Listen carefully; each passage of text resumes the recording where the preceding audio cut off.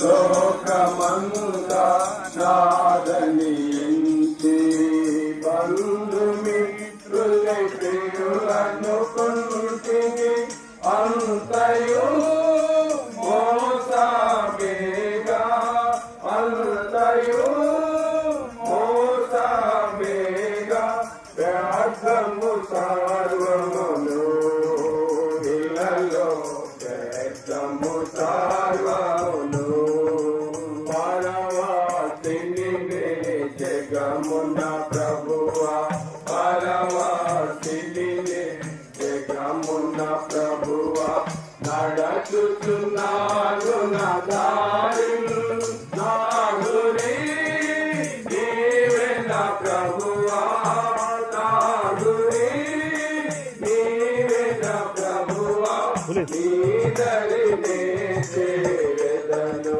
నేను నీ దరినే చేరదను అడ్డం చెప్తుంది అడ్డం చెప్పు బాస్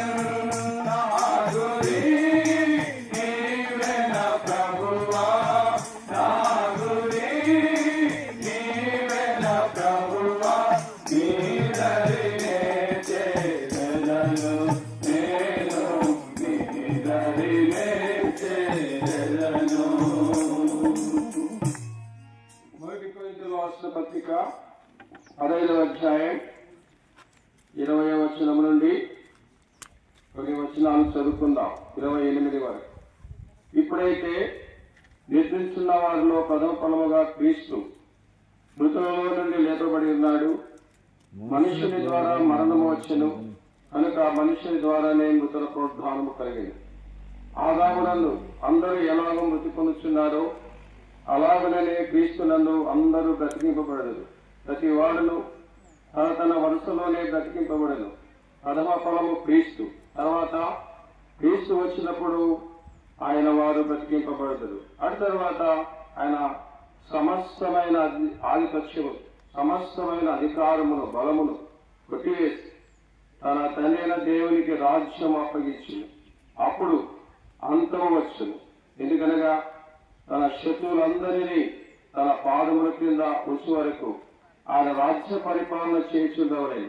కడపటి నశింపచేయబడు శత్రువు మరణం దేవుడు సమస్తమును క్రీస్తు పాదముల క్రింద లోబలిచి ఉంచాను. సమస్తమును లోబలచబడినదని చెప్పినప్పుడు ఆయనకు సమస్తమును లోబడుచున్నవాడు తప్ప సమస్తమును లోబలచబడినదని సంగతి విషయమే. మరియు సమస్తమును ఆయనకు లోబడినప్పుడు దేవుడు సర్వము నిమిత్తం కుమారుడు తనకు సమస్తమును లోబడిచిన దేవునికి తానే లోబడను. చాలు. ప్రభు ఈ లేఖన భాగాన్ని మన కొరకై దీవించునుగా. ఇక్కడ మనం చూస్తే ప్రభువునందు నిద్రించిన వారు 20వ వచనములో ఇప్పుడైతే నిద్రించిన వారిలో ప్రథమ ఫలముగా క్రీస్తు మృతుల్లో నుండి లేపబడి ఉన్నాడు. మనుషుని ద్వారా మరణము వచ్చాను కనుక మనుషుని ద్వారానే మృతుల పునరుద్ధానము కలిగేది. కనుక ప్రభువునందు మన సోదరి లీలక మరి మృతి చెందింది. ప్రభువునందు ఆమె నిర్దేశించింది కనుక మరి ఏ విధంగా మన ప్రభువైన యేసు క్రీస్తు వారు మరి లేపబడ్డాడు, ఆమె కూడా ఒక రోజు లేపబడుతుంది. ఆమె మరి లోకంలో ప్రభువును అంగీకరించింది, ప్రభు కొరకు సాక్షిగా ఉంది, ఆమె దేవునికి ఇష్టరాలుగా ఉన్నది. ప్రభు తీసుకున్నాడు. ఆ కారణాన ఇప్పుడు ఆమెను ప్రభు లేపుతాడు. ప్రభు వచ్చినప్పుడు ఆమె కూడా లేస్తాడు. ప్రభుతో కూడా ఆయన మరి రాజ్యములో ఆ బిడ్డ ఉంటుంది. దశలోనికి వాసిన పత్రికలో పౌలు చెప్తా ఉన్నాడు, మరి ఎవరైతే మరి ప్రభునందు విశ్వాసం వచ్చినారో వారి విషయంలో మరి దేవుని యొక్క ఉద్దేశం చూడండి. మొదటి దశలోనికి వాసిన పత్రిక 4వ అధ్యాయం 13వ వచనం. సహోదరులారా, నిరీక్షణ లేని ఇతరుల వలె మీరు దుఃఖపడకుండా నిమిత్తము నిద్రించిన వారిని గురించి మీకు తెలియకుండా మాకు ఇష్టం లేదు. యేసు మృతి పొంది తిరిగి లేచనని మనం నమ్మినలా అదే ప్రకారము యేసునందు నిద్రించిన వారిని దేవుడు ఆయనతో కూడా వెంటబెట్టుకొని వచ్చును. మరి లీలక ప్రభు తీసుకొస్తాడు. ప్రభు నన్ను నిద్రించింది కనుక ఆమె ప్రభు మళ్ళా లేపుతాడు. ప్రభుతో కూడా ఆమె లేపబడుతుంది కనుక ప్రభు లేచినాడు. 3వ దినమున మరి మరణము చేయించాడు. తర్వాత మన పునరుద్ధానాడు. మనకు కూడా పునరుద్ధానం ఇస్తాడు. ప్రభు వచ్చినప్పుడు ఆయన వారు లేపబడతా ఉన్నారు. అందుకొరకే 13వ వచనంలో ఉంది, సహోదరులారా నిరీక్షణ వల్ల మీరు దుఃఖపడకూడదు అంటున్నాడు.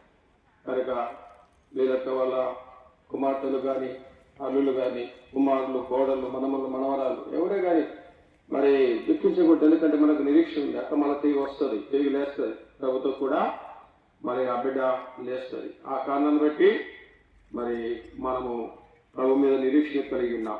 ఇంకా ఎవరికి నిరీక్షణ లేదు, పాప క్షమాపణ లేదు. ఈ యొక్క సాయంకాలం సమయంలో ప్రభు యొక్క వాక్యం మనం వింటా ఉన్నాం. నీవు కూడా నిరీక్షణ కలిగి ఉండాలంటే, అక్కతో కూడా ఉండాలంటే, అక్కను చూడాలంటే నీ పాపాలు ఒప్పుకోవాలా, నీ పాపములు క్షమించబడి ఉండాలి. అప్పుడు నీవు దేవుని యొక్క రాజ్యములకు హక్కు కలిగి ఉంటావు. కనుక ఇదే అనుకూల సమయం. తీర్మానం చేసుకొని ఇంకెవరు రక్షణ పొందలేరు. ఇదే అనుకూల సమయము, ఇదే రక్షణ లీల. తీర్మానం చేసుకొని ప్రభు మీకు సహాయం చేయను కాక ప్రార్థన చేస్తాం. ప్రార్థించిన తర్వాత పెట్టె లోపలికి పెడతాము పాట పాడుతున్నప్పుడు. తర్వాత మనము బట్టేయచ్చు దేవుడికి.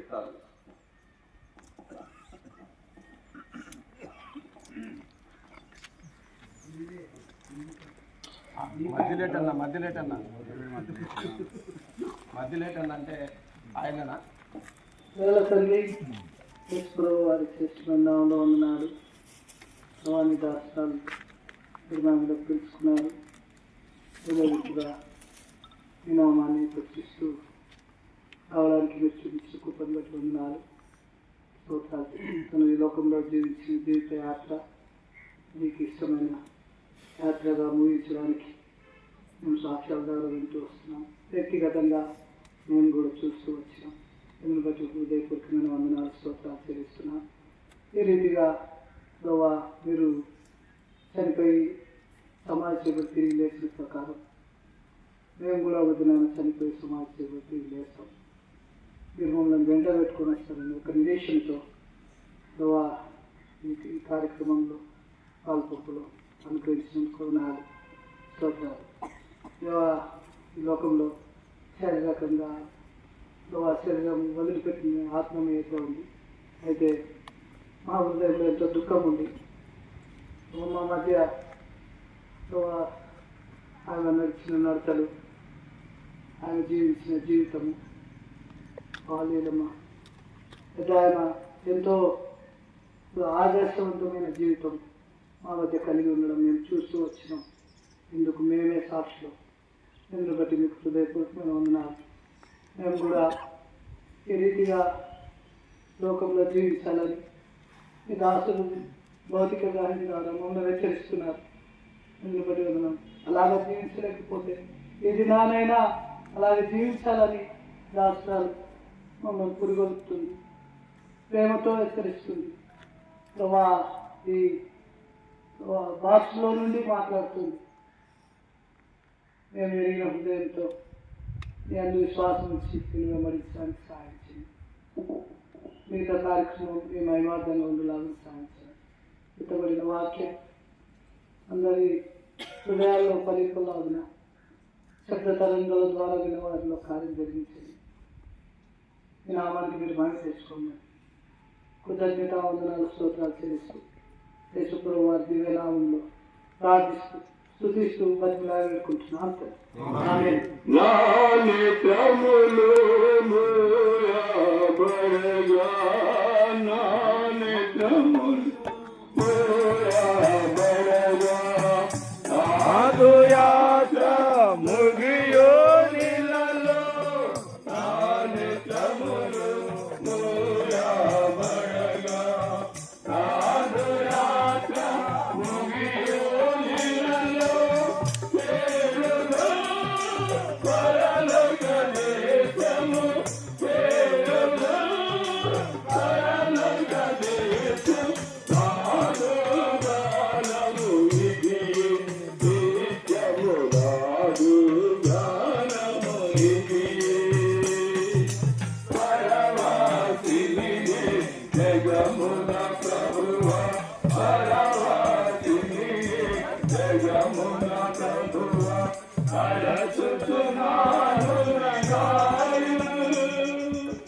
సాముని నీవే నా ప్రభువా, సాముని నీవే నా ప్రభువా, నీ దరినే చేరను నేను, నీ దరినే చేరను.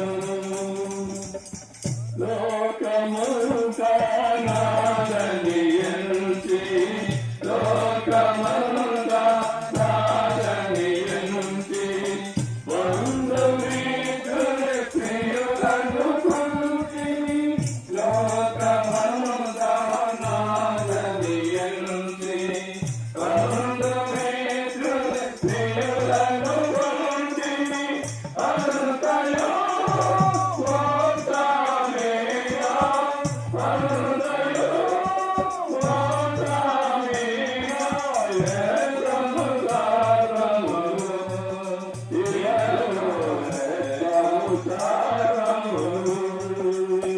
దేవుని వాక్యంలో నుండి ప్రసంగి గ్రంథం 12వ అధ్యాయం 7వ వచనం చదువుకున్నాం. మన్నైనది వెలుగటి వలనే మరలా భూమికి చేరును, ఆత్మ దాన్ని దయచేసిన దేవుని ఎదుకు మరలా పోవును.